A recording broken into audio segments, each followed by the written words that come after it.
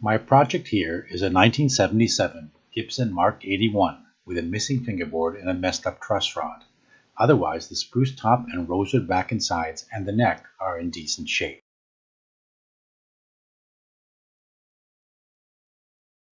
It was easy to figure out what year this guitar was made. Gibson produced the experimental Mark series from 1975 through 1978. There were 4 different models: the Mark 35, Mark 53, Mark 72, and my project here, the fancy Mark 81. Only 431 Mark 81s were made. The main difference between the Mark series and all other guitars was the type of top bracing, called Kasha bracing. The whole fingerboard was probably damaged and wrecked when someone removed it to fix the over-tightened and broken truss rod. You can see how much longer the replacement rod will be. The first job is to get the old truss rod out.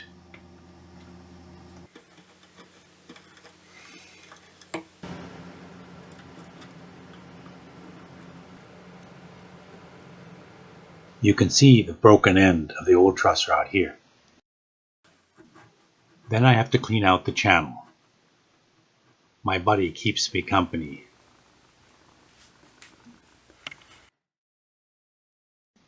I have to fill this area so that the truss rod sits in the right spot.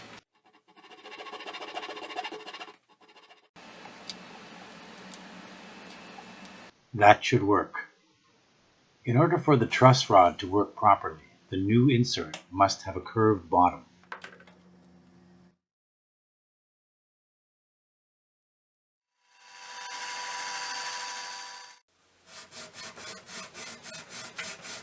I'm waxing the rod so the glue doesn't stick. The rod can't be stuck to the wood or it won't work. Now I glue it in, and when it's dry, I trim it flush.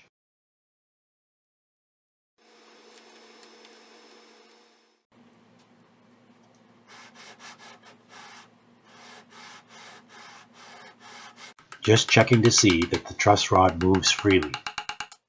Checking the neck angle with the new fretboard, and it's a great relief to see that the neck won't have to be reset. The new fretboard is a little short, so I'll have to glue a piece of ebony onto it. Now I'm adding alignment pins so that the fretboard doesn't shift when it's being glued. This is an ebony fretboard that I had kicking around the shop that originally came from the Martin factory.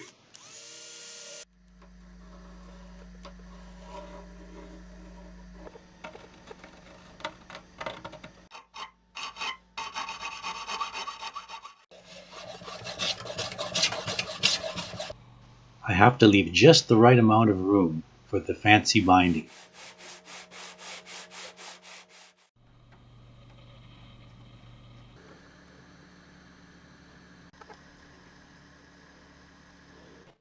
I glue the binding together and then superglue the binding to the fretboard.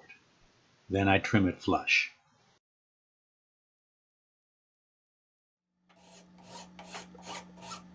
Now I have to make the abalone fretboard inlays. These are the same as 1970s style Les Paul block inlays.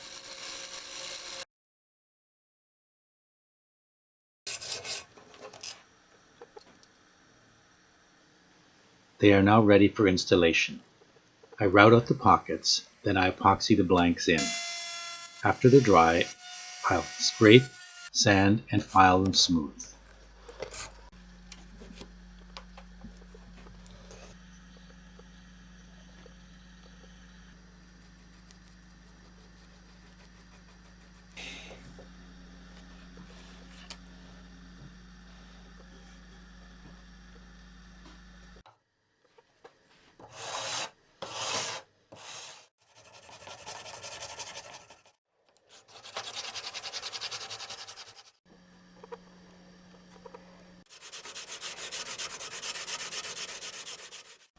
There's a few gaps that require filling with epoxy and ebony dust.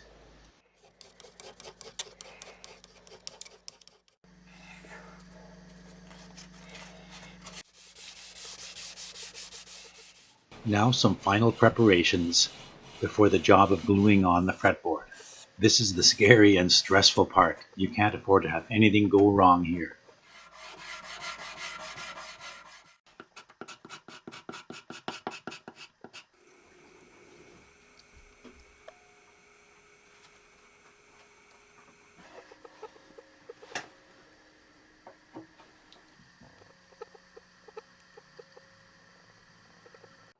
Carefully trimming the binding flush, and then also a little bit of lacquer touch-up.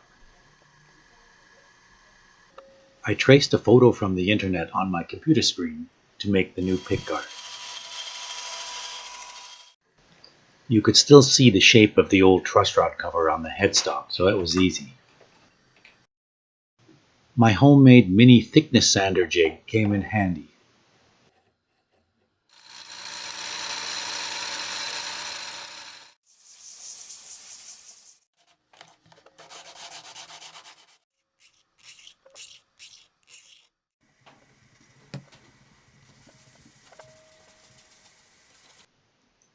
I don't like to play around with the finish, but in this case I couldn't help myself. What I do is I make a mixture of lacquer retarder and lacquer 50-50, and then spray a couple of coats on. Then when that's dry, I rub it out.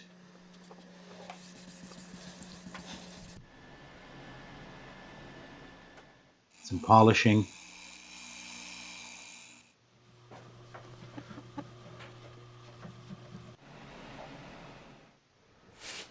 and then the final step is cracking the finish with an inverted can of pressurized air. And there we have it. Looks pretty good. The next job is installing the abalone side dots.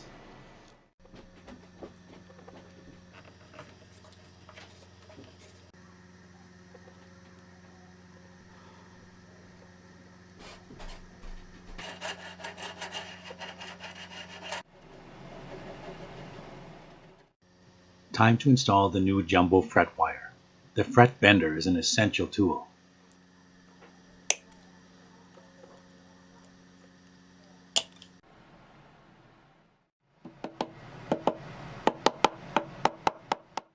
The very large neck block makes for easy installation in the upper frets. For the last few, I used this hunk of steel.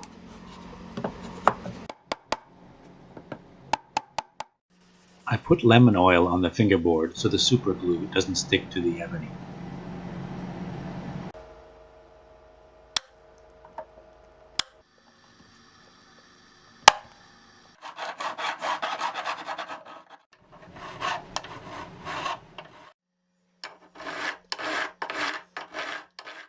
I put marker on the frets to prepare for the fret leveling process.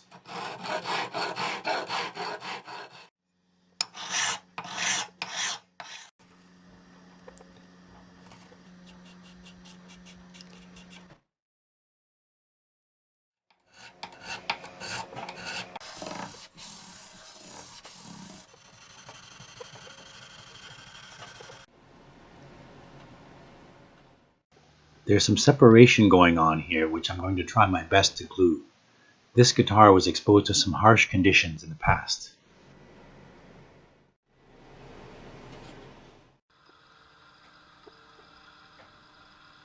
I found a bunch of loose braces. These have all got to be glued.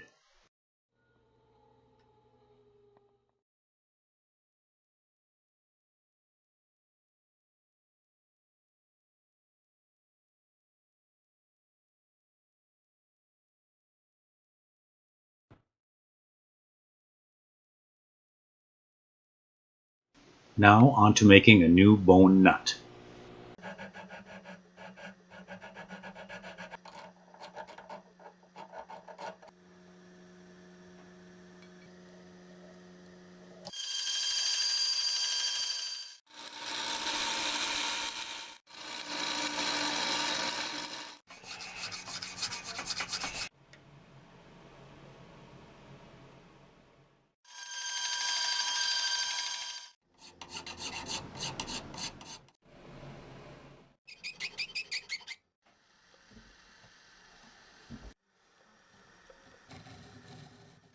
I'm aging this nut in some very strong tea. With the cracks and lifting in several places, this bridge looks like it needs to come off. I don't like to, but looks like I'll have to.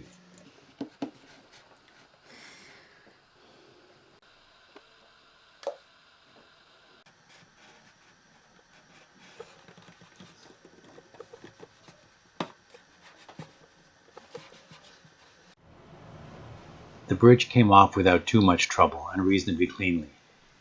Here I'm fixing the cracks with some super glue. Then I'll clean the bottom. Now I'm preparing the top so the bridge can be glued back on. I had to make this special caul for the inside of the guitar. Now it's time to glue on the bridge.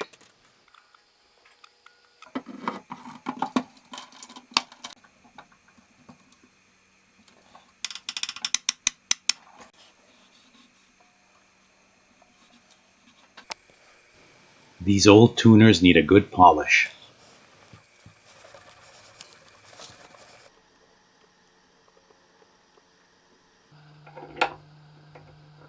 There's a center seam crack in the lower part of the top, but because there's a brace running through most of the length of this, I'm just going to fill it with some hide glue. I'm attaching the sound hole ring and the pickguard using pickguard adhesive sheets.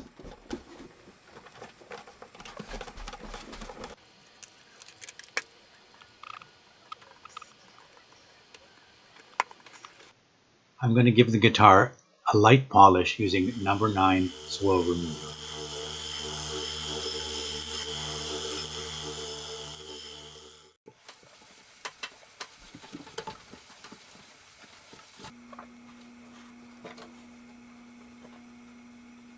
Here's the new bridge pins.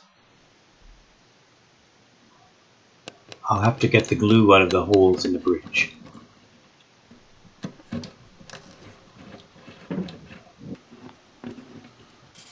Then I'll clean up the bridge a little bit and give it some lemon oil.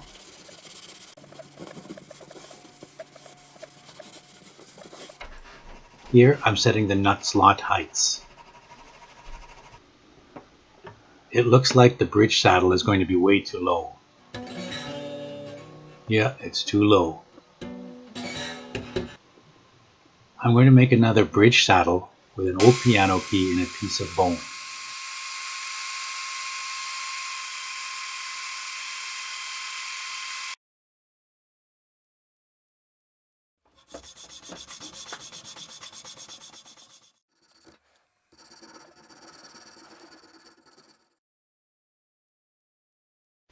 This is still a little high. I'll have to take some more off.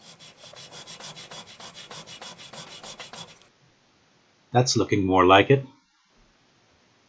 And there we have it. Here's the complete project.